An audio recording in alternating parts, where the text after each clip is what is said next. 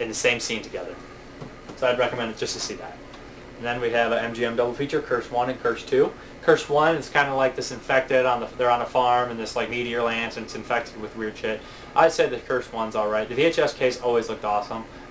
It kind of like gives me the vibe, like it kind of gives me the same vibe, like the direction as like someone like, I'm trying to think, like Clown House, how like they take like close-ups of kids in underwear. I don't know, and I knew Victor Salva from Clown House he was a convicted sexual offender, but I don't know, weird. And then Curse 2, which has like Jamie Farr in it and stuff, is like more like a guy gets bit by a radioactive snake and starts turning into a snake. Not as bad as it sounds, but not too good either. But then we have this 4-pack, Alone in the Dark from 1982 with Jack Palance, Donald Pleasance, Martin Landau, the big heavy fat guy who sings opera from Running Man. He plays a pedophile. He is so creepy in this. He's awesome. But I would recommend Alone in the Dark highly. It's an awesome 80s movie. And then Afraid of the Dark, which is it's pretty decent. It's kind of weird. It's really a strange movie all around. Relentless 3 and 4 I have not seen. And then we have Prom Night 3 and 4. I have not seen either of them. Then we have some really cheapies right here, like the Sadist and Killing Kind, not seen them. These cheapies from Diamond.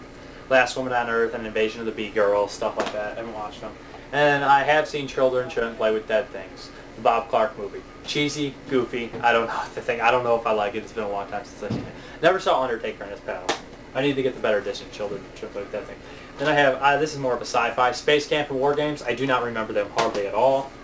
And we have my midnight movies coming up. We have The Attic and Crawlspace. I have not seen either of them. I do not know what to think. Crawlspace is rated R and The Attic is PG. Klaus Kinski's in Crawlspace. Let me know how those movies are. And then we have The Beast from Within. I would recommend this one for 80s cheese, gore type deal. Good stuff. This is good 80s cheese. This is good cheese. There's good cheese and bad cheese. And then we have The Bucket of Blood for $3 at Big Lots. I have not seen it. Roger Corman movie with Dick Miller in it. Looked pretty good for $3. Then we have Chosen Survivors and The Earth Dies Screaming. I've only seen Chosen Survivors, and it's pretty decent. Killer bats. But it's got a cool sci-fi feel. I guess it's alright. Come to Deranged and Motel Hell. Deranged is almost made like a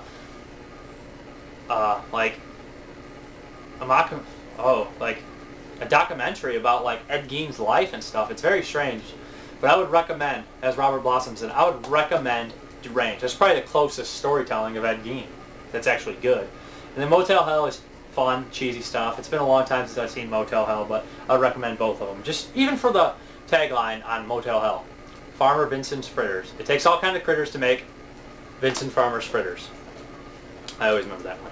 And these are both, I have not seen either of them. Die Monster Die and the Dunwich Horror, both based off H.P. Lovecraft stories. Not seen either of them.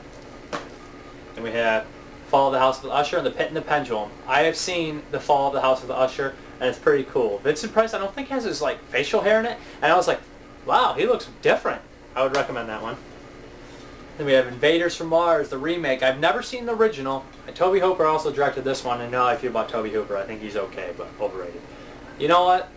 James Cameron's in this, and I have a soft spot for him. It's been a long time since I've seen this one again, but I think I remember it being decent. And we have Killer Klowns from Outer Space. Now this is great cheese. Killer Klowns from Outer Space is like a throwback of the 50s movies, but they use clowns from space. The cover says, in space no one can eat ice cream, and in space no one can hear you scream like Alien. I would recommend, highly recommend Killer Klowns from Outer Space. It's a staple of my childhood. It's hilarious. It's great stuff. Not to mention John Bernard's in it. He's a complete jerk-off. He's hilarious. Then we got Planet of the Vampires, Mario Bava. I have not seen Planet of the Vampires. I do not know how it is. It was highly recommended. I've never seen too many Mario Bava films, like I said, but I have most of his. Let me know how this one is. Then we have two favorites of mine, The Tales from the Crypt and The Vault of War, double feature. See, this is funny because this is Midnight Movies, usually it's MGM, but it looked like they sold the rights to 20th Century Fox and did like some double features or stuff, and they like worked together to release both movies. But these movies are both awesome movies, anthology films. They're pretty good. Tales from the Crypt is much better than Vault of War, but still both are worth checking out if you like that sort of thing. And last but not least, The Man with the X-Ray Eyes, another Roger Corman film. I've only seen this. I've never seen this. It's $3 at Big Lots, which is a great price. I have not seen it. I do not know how it is. But apparently Don Rickles is in it. Wow, that makes me even want to watch it more, really. Don Rickles is a pretty funny guy, but not seen it. Let me know how these movies are I haven't seen. Thanks for tuning in. Thanks, guys. Bye.